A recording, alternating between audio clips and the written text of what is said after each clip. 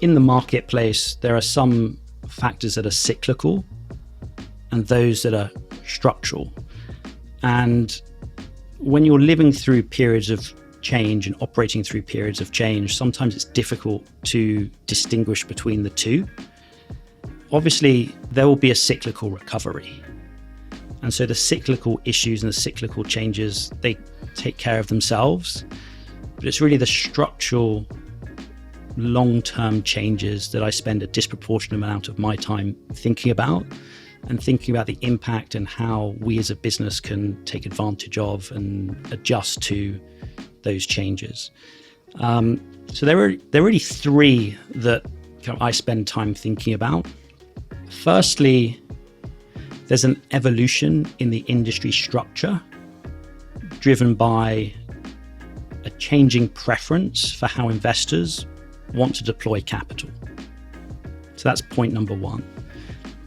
Point number two, and kind of big theme trend number two, is an adoption of secondaries and continuation vehicles as a portfolio management tool and liquidity tool. And then the third aspect is really a change in the way real estate is perceived within an institution's portfolio, and how that is leading to a conversion to real assets. And so each one of those three kind of structural trends we can discuss, and we have tinkered with our business over time to augment our business to make sure we kind of tie up with those three structural trends. So talk to me about the evolving industry structure. Sure. So I've been fundraising for real estate since 2002. And so been in this industry for nearly 25 years. And 25 years ago, there really wasn't a European real estate funds industry. INREV wasn't actually established until 2003.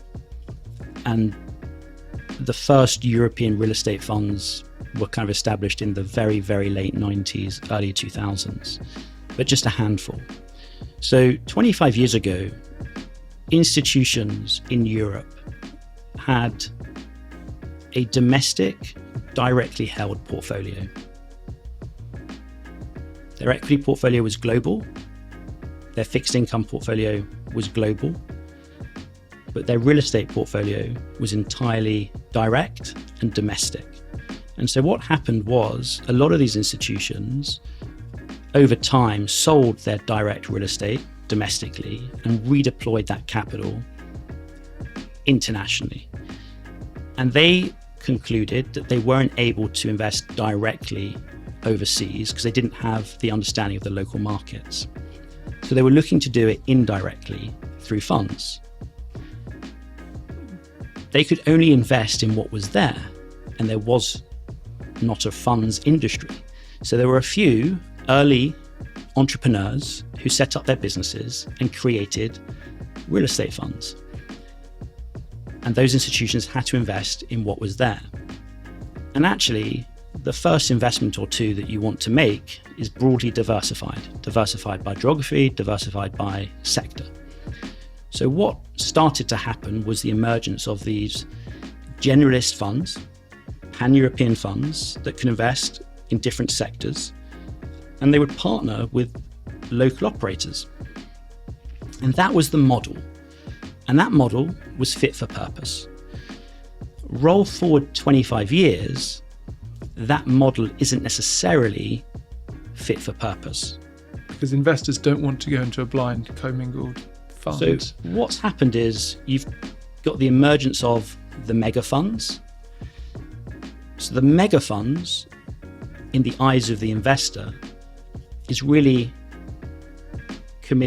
is really deploying capital into an index. And then they augment that exposure with specialists, either country and or sector specialists. So it's a bifurcation of the market. It's kind of a barbell approach. We're going to put some money, or the majority of our money, with the large mega funds that provides broad brush exposure. And they've done quite well in terms of delivering performance. And we're going to give capital to these smaller, nichier specialists who are country focused and or sector focused. So it could be 100 million, the smaller ticket, to kind of single family Berlin residential. Correct. And 90% of the money would go to one of the big mega funds. Correct. Now, I'm not saying that there's no role for the allocators, but life has become more difficult for those allocators. It's the squeezed middle. And the allocators, these mid-market generalists, are still relevant where their underlying performance is exceptional, but there's only a handful of those players who have exceptional performance. And they're also relevant to some investors who only commit to one or two real estate funds, so don't build a big portfolio, and they just want some generalist exposure. So I don't see necessarily that's part of the market going away, but what it does is it leads to consolidation, it leads to M&A. And we've seen that over the years. There's an acceleration of M&A amongst the kind of pan-European generalists, be it Beaumont being acquired by M&G, Proprium being acquired by L&G, BC Partners being acquired by Proprium and L&G, Patreon being acquired by Mitsubishi, and so on and so forth. I guess that's also a succession plan as well, just in terms of some of the senior leadership team who've been successful in terms of raising and deploying the capital, being able to build the business within a kind of a wider infrastructure that's going to enable them to kind of grow further or raise new capital. Correct. And I think it's a way of securing capital, because you now have a balance sheet behind you, be it with M&G, L&G, Mitsubishi. And when fundraising is difficult, and if the broad brush investors aren't necessarily deploying more and more capital into your space, you need to kind of secure capital for the future.